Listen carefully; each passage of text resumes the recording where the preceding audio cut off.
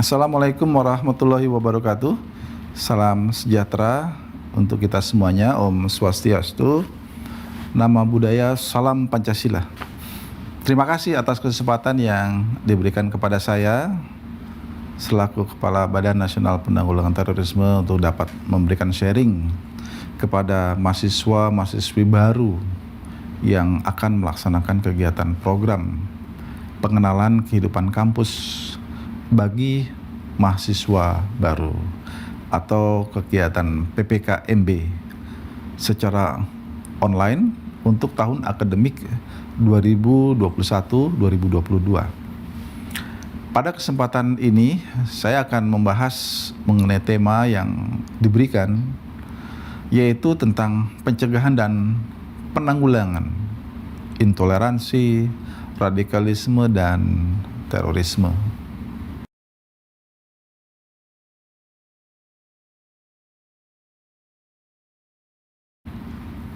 Sebagaimana kita ketahui bahwa Global Terrorism Index respon PBB dan indeks potensi radikalisasi,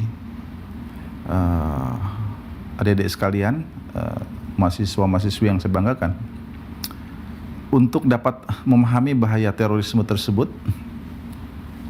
pertama mari kita pahami terlebih dahulu posisi Indonesia berkaitan dengan ancaman terorisme yang menurut Global Index Terorisme mengeluarkan hasil survei yang menjelaskan bahwa Indonesia berada pada peringkat ke-37, naik peringkat dari tahun sebelumnya. Artinya ini semakin besar dia rankingnya, menunjukkan bahwa dampak buruk terorisme ke negara kita tidak memberikan arti atau dampak yang mengkhawatirkan bagi masyarakat. Kategori medium tentunya dengan ranking tersebut dapat dimaknai dari posisi Indonesia pada tingkat dunia. Pada tingkat regional di Asia Tenggara, Indonesia masih lebih aman dibandingkan dengan Filipina, Thailand, dan Myanmar. Hal ini sejalan dengan survei yang dilaksanakan oleh BNPT juga, yang bekerja sama dengan Alfara Research dan Nazaruddin Umar Foundation, yang menyatakan bahwa tren potensi radikalisme di Indonesia menurun dari tahun 2017 sebesar 55,2%. Jadi masuk dalam kategori sedang, dan tahun 2019 sebesar 38,4%. Kategorinya rendah dan menjadi 14% di tahun 2020 yang lalu. Jadi kategori sangat rendah. Dengan demikian disimpulkan bahwa saat ini tren potensi radikalisme cenderung mengalami penurunan. Namun secara global kita harus selalu waspada, karena banyak penyebaran paham radikal terorisme yang dilakukan melalui online. Hal ini juga diserukan oleh Perserikatan Bangsa-Bangsa dengan mengeluarkan resolusi nomor 2532 pada tanggal 1 Juli 2020 yang lalu dalam rangka menjaga perdamaian dan keamanan internasional di masa pandemi. Yang isi seruannya adalah meminta agar dilakukan dengan segera gencatan senjata di daerah konflik di berbagai belahan dunia. Namun permintaan gencatan senjata tersebut tidak berlaku bagi operasi terhadap jaringan teroris internasional, antara lain ISIS, Al-Qaeda, dan juga satu lagi adalah Taliban ya. Hal ini menunjukkan bahwa upaya pemberantasan terorisme internasional tetap dijalankan walaupun sedang menghadapi pandemi.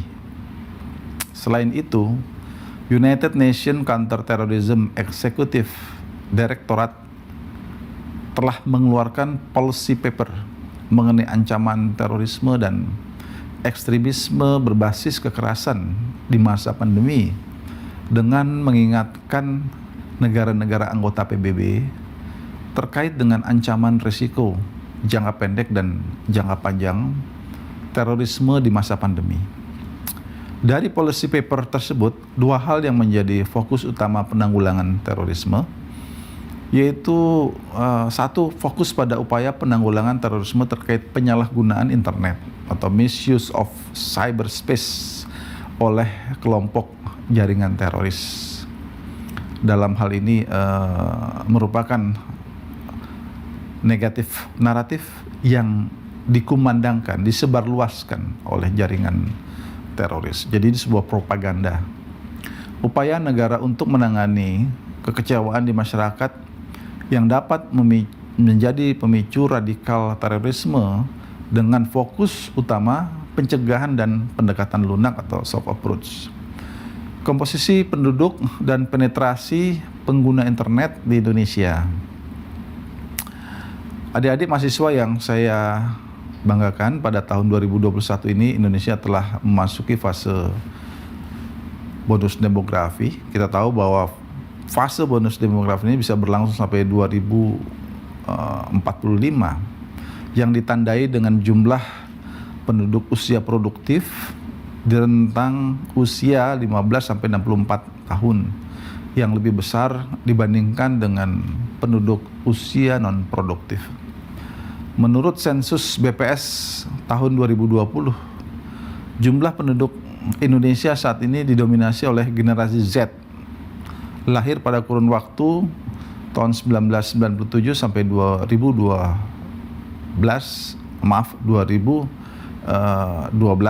dan generasi milenial, generasi sebelumnya, yaitu lahir pada tahun 1981 sampai dengan 1996.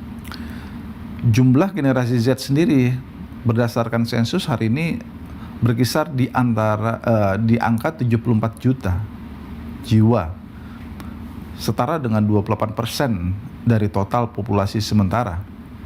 Generasi milenial mencapai 69 juta atau sekitar 26% dari total populasi kedua generasi ini. Merupakan kelompok yang tumbuh dan berkembang pada saat era digital. Jadi digital generation bisa disebut seperti itu, berkembang pesat sehingga sangat cepat beradaptasi dengan teknologi informasi. Semua kita sangat tergantung hari ini dengan sarana teknologi informasi yang kita miliki masing-masing. Oleh karena itu, kedua kelompok generasi ini menjadi penting dalam menggerakkan roda pembangunan nasional, sekaligus tentu kepada kelompok generasi ini adalah generasi pemuda-pemudi yang akan menjadi penentu bagi masa depan Indonesia. Namun demikian, kita dihadapkan pada sebuah tantangan di era digital pada tahun 2021 di mana penetrasi pengguna internet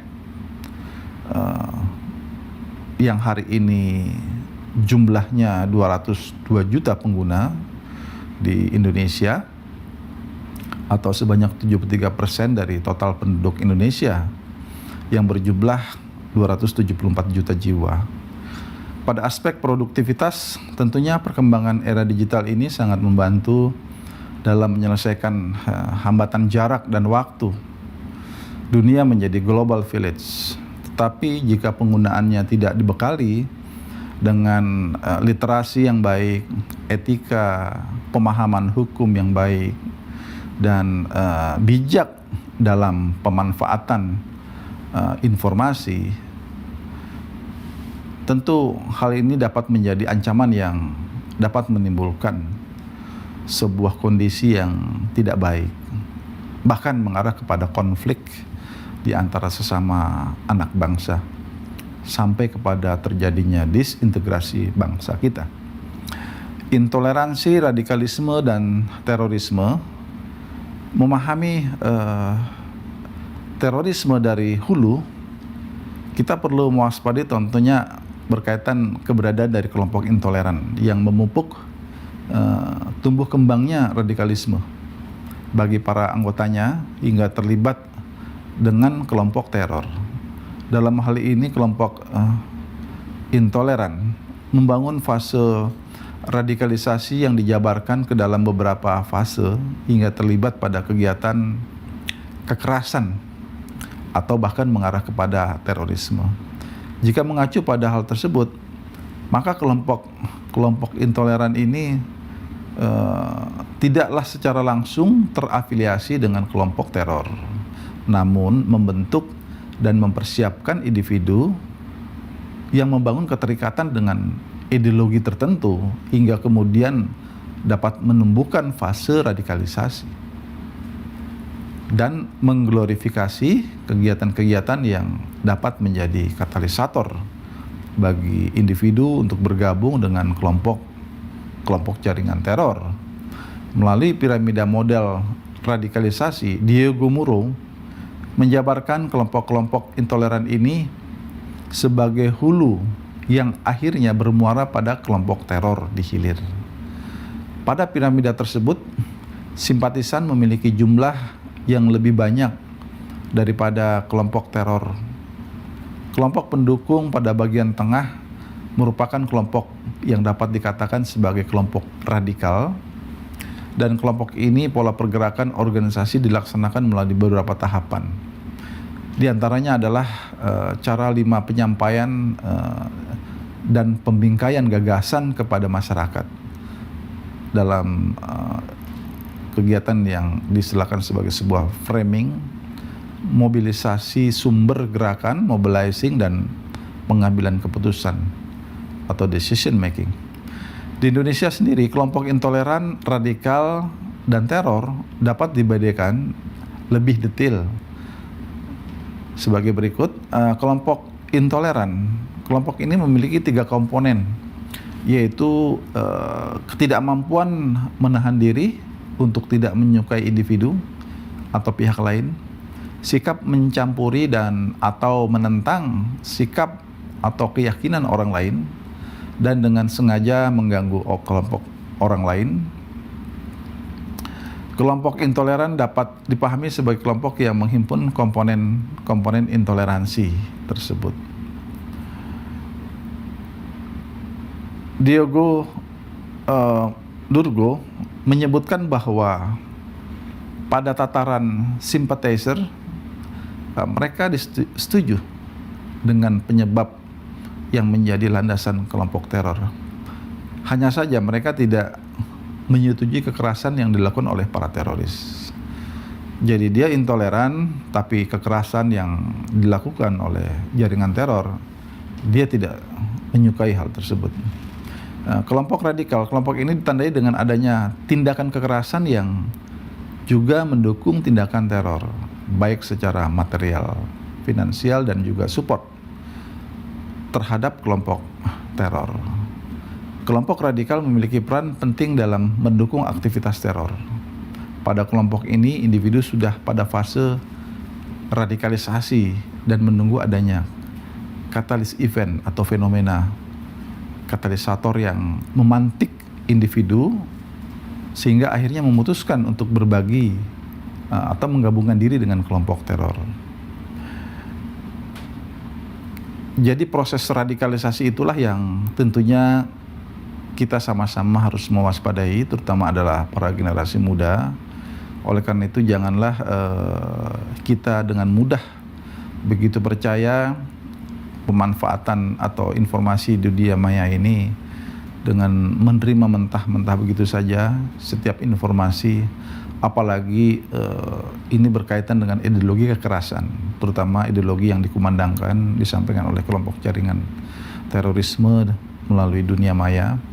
Karena memang dengan angka jumlah yang signifikan dari generasi milenial dan generasi Z sebagaimana yang saya uraikan tadi di atas, itu tentu menandai bahwa potensi pendukung terhadap jaringan teror ini sangat tinggi, terutama dari kalangan anak muda. Kelompok teror ditetapkan dengan mekanisme di negara kita ada satuan tugas yang disebut Satgas DTT-OT, Daftar Terduga Teroris dan Organisasi Teroris. sebagai individu dan korporasi yang secara langsung maupun tidak langsung diajukan oleh Polri. Jadi ada mekanisme terhadap individu maupun entitas yang memiliki atau telah dibuktikan atau belum dibuktikan, diketahui adalah merupakan jaringan atau terafiliasi dengan kelompok teror. Nah, oleh karena itu setiap proses penegakan hukum yang dilakukan di negara kita, di mana negara kita hari ini memiliki Undang-Undang Nomor 5 tahun 2018 tentang pemberantasan tindak pidana terorisme sebagai pembaruan dari undang-undang sebelumnya, yaitu Undang-Undang Nomor 15 tahun 2003 yang merupakan penguatan dari peraturan sebelumnya, yaitu Perpu Nomor 1 tahun 2002 pasca terjadinya bom Bali pada tahun 2002 yang lalu. Setelah mereka diproses secara hukum ataupun diperoleh sebuah informasi intelijen bahwa entitas maupun individu tertentu dapat dimasukkan dalam daftar terduga teroris dan organisasi teroris. Ini adalah sebagai upaya pencegahan untuk dirilis kepada publik, baik itu di tingkat domestik maupun global, sehingga masyarakat menyadari ada pihak-pihak tertentu yang harus diwaspadai. Hari ini cukup banyak hasil dari proses penegakan hukum yang kemudian memasukkan entitas dan individu di dalam daftar terduga teroris dan organisasi teroris tersebut.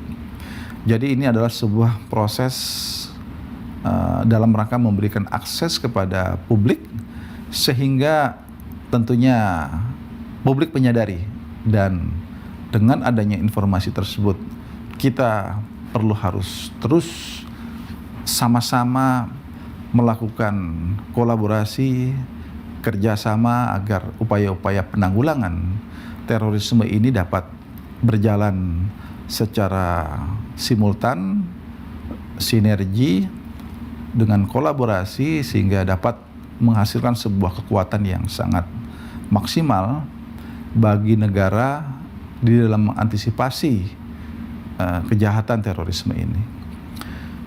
Kejahatan terorisme yang diawali dengan suatu sikap radikalisme dan intoleran sebagaimana yang saya uraikan di atas.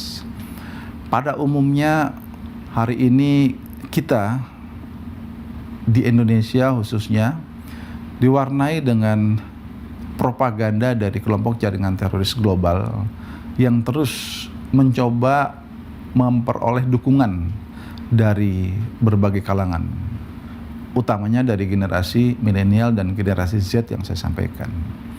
Karena propaganda seperti Al-Qaeda dan ISIS, di mana mereka adalah pengusung ideologi terorisme yang berindikasikan menyetujui kekerasan, anti kepada demokrasi, anti kepada konstitusi negara, bersifat menghalalkan segala cara, dan kemudian juga bisa mereka menyatakan bahwa kelompok yang tidak sejalan dengan mereka adalah sebagai yang mereka istilahkan sebagai kaum kafir, dan kemudian mereka perangi. Jadi ini adalah sebuah kondisi-kondisi karakteristik dari pengusung ideologi kekerasan, di mana yang kalau kita lihat juga memanfaatkan teks-teks dalam agama. Kita harus waspada dengan kondisi seperti ini, karena tentunya ini dapat menjadi sebuah informasi yang menyesatkan generasi muda Indonesia.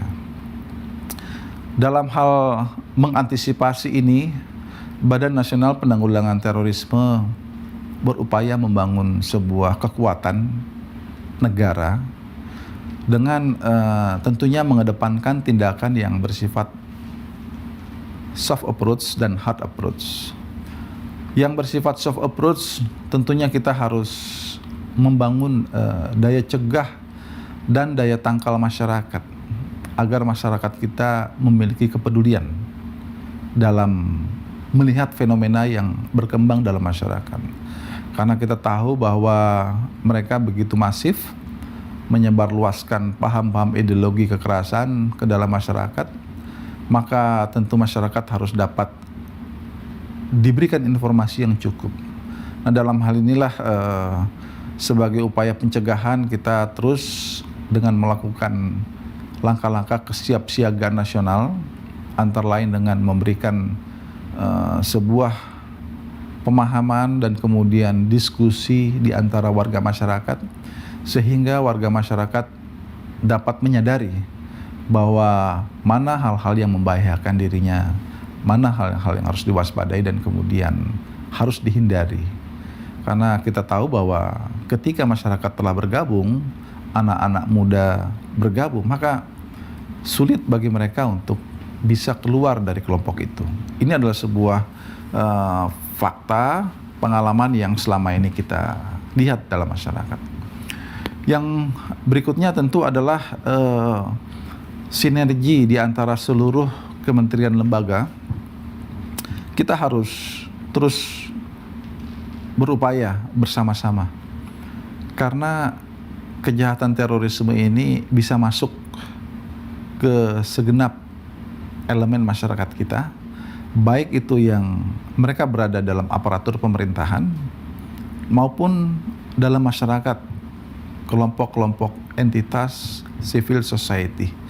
Makanya kita harus berupaya semua kementerian lembaga dan juga civil society kita bersatu padu agar upaya-upaya pencegahan bisa berjalan maksimal. Ini sudah terus kita lakukan dalam kegiatan-kegiatan yang tentunya dapat menjadi sebuah diskursus bagi semua elemen bangsa untuk menyadari tentang bahaya terorisme itu sendiri. Dalam hal mengantisipasi bahaya terorisme ini, dua hal yang terus harus kita perkuat di dalam negara kita, dan tentunya juga ini melibatkan seluruh kalangan generasi muda. Yang pertama, kita tentu harus terus mewaspadai, karena ideologi terorisme pasti bertentangan dengan paradigma nasional kita. Kita tahu paradigma nasional kita adalah sebagaimana yang tertuang dalam 4 konsensus nasional ketika awal bernegara. Yang pertama adalah konstitusi negara kita, Undang-Undang Dasar 1945. Yang kedua Pancasila, yang ketiga Bhinneka Tunggal Ika, dan keempat itu adalah Negara Kesatuan Republik Indonesia.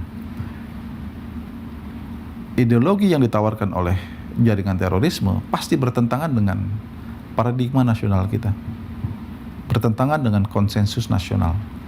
Oleh karena itu, kita harus pastikan bahwa apapun yang mereka tawarkan, jika bertentangan dengan hal-hal yang saya sampaikan tadi berkaitan 4 konsensus nasional, berarti itu adalah sesuatu kondisi yang tidak baik, merupakan ancaman bagi negara kita, merupakan nilai-nilai yang tidak layak untuk kita ikuti, karena pastinya mereka memiliki agenda-agenda tersendiri, dan bahkan agenda-agenda itu adalah agenda kekerasan, yaitu perbuatan teror. Kemudian dengan penguatan nilai-nilai kebangsaan, kita berharap bahwa semua generasi muda, termasuk generasi Z, generasi milenial, adalah generasi yang juga memahami tentang bangsanya sendiri. Kalau kita tidak menyadari tentang bangsa kita, maka ini adalah sesuatu yang membahayakan. Maka bukan tidak mungkin kita menjadi generasi yang disorientasi. Ketika kita disorientasi dan kemudian kita berpaling dengan isu-isu atau ideologi yang ditawarkan pihak lain yang bersifat transnasional ini, maka ini adalah sebuah kondisi yang bisa mengancam masa depan bangsa kita.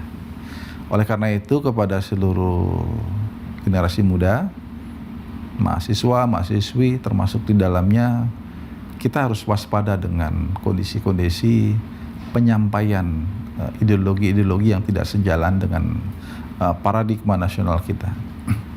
Kemudian dikarenakan